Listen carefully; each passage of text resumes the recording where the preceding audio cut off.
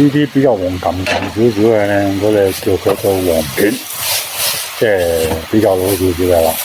啊，特登咧揀出嚟挑選出嚟啊嘛。特別係一啲巨價茶，一啲名山名製嘅茶咧，因為真係咧係比較貴，咁大家對現場呢啲茶咧就比較高啲啊，所以買到呢啲黃片啦。咁呢個就係百花壇黃片，百花壇咧就好出名噶啦，而且係非常難買，加埋價錢真係相對貴少少嘅。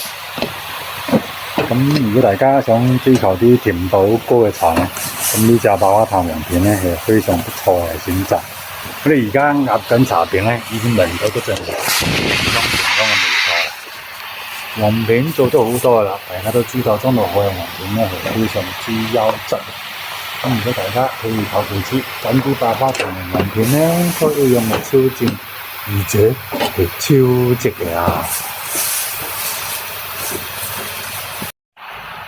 以前好多黃片咧，特別係名山名製嘅黃片咧，都係做200克細餅啲嘅。咁為咗滿足茶園們咧對啲大餅嘅需求咧，所以今年咧特別豪氣少少，做咗357。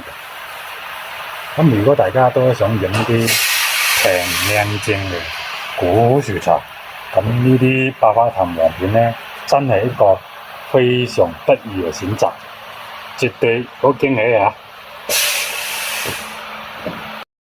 點讚關注，一起進步。